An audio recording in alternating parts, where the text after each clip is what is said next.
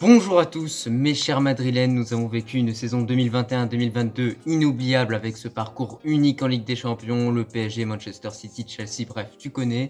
On a prouvé à tout le monde que même sans l'effectif le plus compétitif du monde, on était capable d'aller chercher des trophées avec justement cette Ligue des Champions et cette Liga. On a bien vu, la force de ce Real Madrid réside dans le mental et dans l'entraide du collectif. Bien évidemment, comme d'habitude, si tu es nouveau, je t'invite tout simplement à t'abonner, à liker et à commenter. Et nous, de notre côté, on va directement commencer. Aujourd'hui, dans cette vidéo, je vais te proposer un 11 pour cette équipe du Real Madrid pour entamer bien comme il faut cette saison 2022-2023. C'est la partie 2 de la première vidéo qui est déjà sortie, donc je t'invite à aller la voir si ce n'est pas fait. Mais comme il y a plusieurs compositions qui peuvent être utilisées par les hommes d'Ancelotti, je décide bien évidemment de faire une deuxième partie. Sans plus attendre, comme d'habitude, on commence au poste de gardien avec Thibaut Courtois. Alors là, je vais sortir sûrement les mêmes arguments que lors de la première partie, mais clairement, franchement, il faut le dire, Courtois est essentiel pour ce Real Madrid. Bon, certes, il s'est pris cette lucarne de Rafinha contre le Barça lors du dernier match, mais ça n'empêche pas que Courtois, c'est un bon gardien, qu'il est important pour cette équipe du Real, qu'il sort des arrêts décisifs, comme je l'ai dit à plusieurs reprises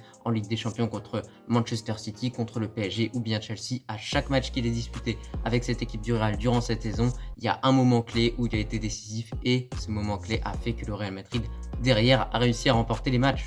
Donc voilà, concrètement pour moi, il est essentiel, il doit continuer de faire ce qu'il fait, voilà, il n'y a pas vraiment de doublure qui va monter devant lui dans la hiérarchie, du coup c'est pour ça que clairement, il va être titulaire dans ce 11 d'Ancelotti. On continue maintenant dans ce 11 avec du coup une défense à 5 et du coup on va commencer au poste de latéral droit avec Carvajal. Écoutez, Carvajal, comme je l'ai dit dans la première partie, c'est un joueur qui a vraiment eu du mal à se lancer dans cette saison 2021-2022. Au final, petit à petit, il a commencé à revenir à son top level de 2018.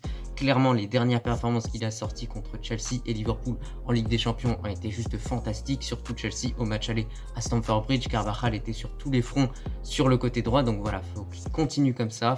Faut qu'il continue de montrer que c'est un des meilleurs à son poste parce que franchement, vu les performances qu'il a sorties contre Liverpool et Chelsea, on peut clairement le dire, Carvajal est un des meilleurs au poste de latéral droit. De l'autre côté, maintenant au poste de latéral gauche, j'ai décidé de mettre Ferland Mendy. Écoutez, il a offert une très bonne saison 2021-2022, bien qu'il a été beaucoup blessé durant celle-ci, parce qu'il a vraiment rencontré beaucoup de pépins physiques. On espère que ça va s'améliorer, que Pintus va bien travailler et que ça va bien se passer pour cette saison 2022-2023. Alors beaucoup de gens pourront me dire peut-être, mais pourquoi tu n'as pas mis Alaba? Alors, d'après plusieurs médias, que ce soit espagnol, français ou etc., Alaba préférerait jouer tout simplement au poste de défenseur central, la fonction qu'il a utilisée durant cette saison 2021-2022. Et ça s'est bien passé parce que franchement, il a sorti de très grosses performances à certains matchs Alaba. Maintenant, on va avoir ce trio de défenseurs centraux. Écoutez, ce trio-là justement que je vous évoquais, il me fait penser à un ancien trio qu'on a eu au Real Madrid et qui nous a régalé très clairement, c'est Pepe, Ramos et Varane. Franchement, 3 excellents défenseurs. Et là, on a l'impression qu'on va redécouvrir justement un trio comme ça avec Militao, Rudiger et Alaba. Bien que pour Militao, du coup, on va commencer par parler de lui. Il n'a pas sorti du tout une performance convenable contre le FC Barcelone. Après, durant ces derniers temps, c'est un petit peu compliqué pour lui.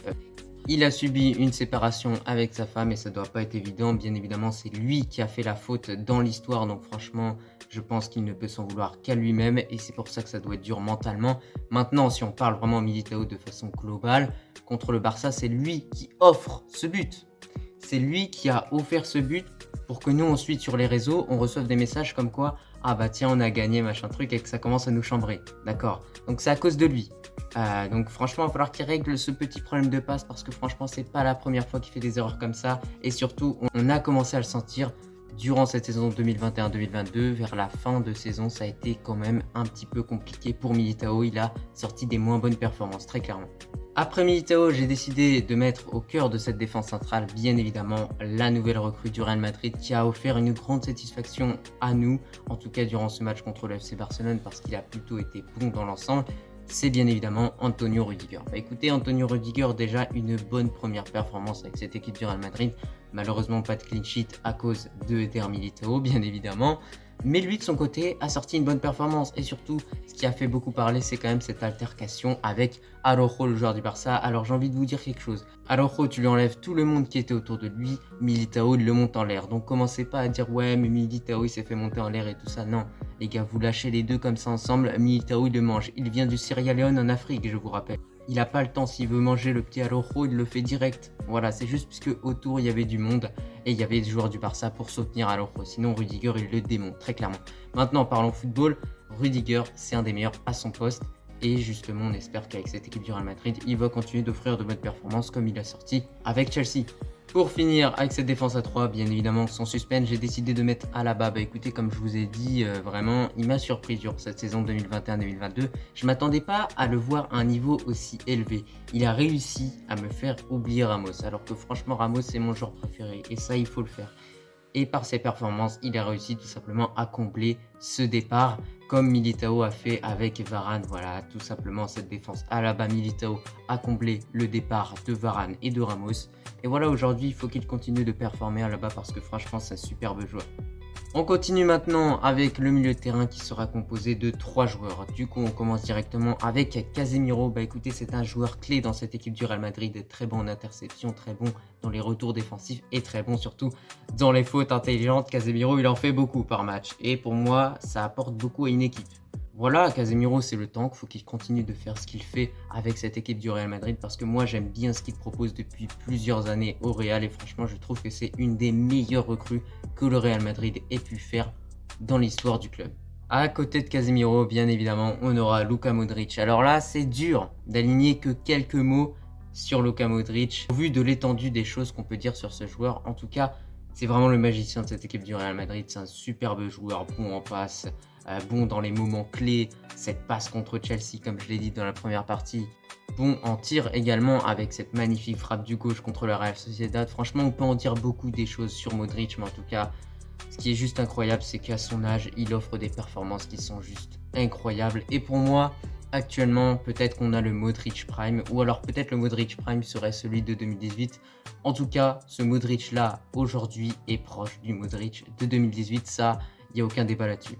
Et on finit ce milieu de terrain avec Valverde qui aura une position un petit peu spéciale dans ce 11 parce qu'il aura la fonction d'aider Carvajal sur le couloir à droite, mais aussi cette fonction de participer aux attaques madrilènes avec Vinicius et Benzema bien évidemment dans un rôle de piston, c'est-à-dire qu'il va attaquer, qu'il va défendre, qu'il va faire ça. Il le fait très bien, il l'a très bien fait contre Liverpool. C'est lui qui vient offrir cette passe décisive pour Benzema et qui nous permet de remporter notre 14e Ligue des Champions. Donc pour moi, voilà, c'est un joueur vraiment essentiel dans cette équipe du Real Madrid.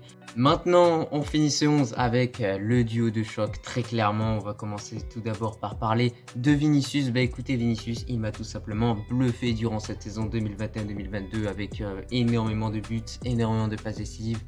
Et surtout, il a énormément progressé, c'est-à-dire que maintenant, il ne part plus tête baissée en dribble. Maintenant, il sait quand il faut dribbler, il sait quand il faut pas dribbler, même si quelquefois il perd le ballon, mais ça arrive. Il y a des bons défenseurs en Liga, j'ai envie de vous dire.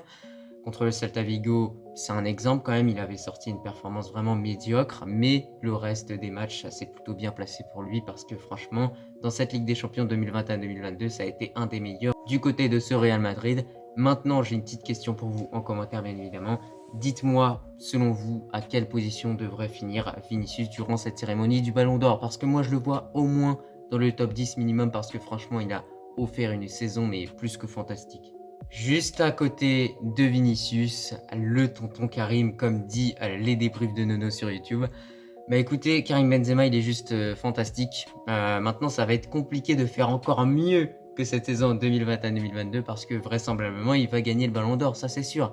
Parce que si c'est pas lui qui le gagne, je dis, il faut prendre les armes, il faut prendre les outils de jardin et tout ça et foncer devant la cérémonie du Ballon d'Or et dire qu'il y a scandale parce que franchement, il n'y a qu'une seule personne qui peut avoir ce Ballon d'Or aujourd'hui sur Terre, je pense que c'est Karim Benzema ou peut-être Sadio Mané, mais franchement Benzema a été bien au-dessus dans les performances et surtout sur les trophées.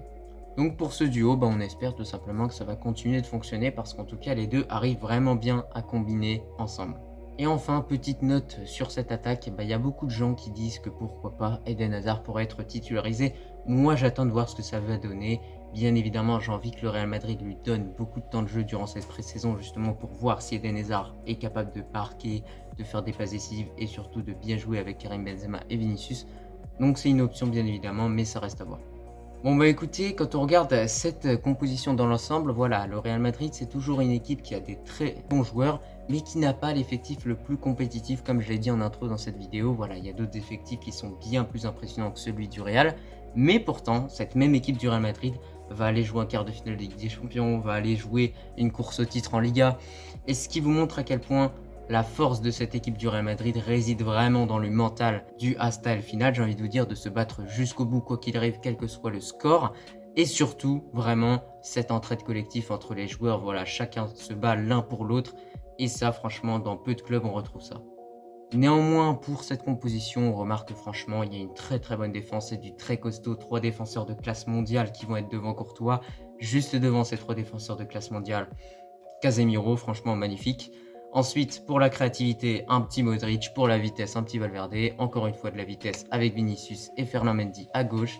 Et pour finir, les actions, bien évidemment, Karim Benzema. Bon bah écoute, j'ai fait le tour autour de cette composition pour le Real Madrid pour bien aborder cette saison 2022-2023. J'espère en tout cas que la vidéo de ton côté t'a plu et moi je te dis tout simplement à la prochaine.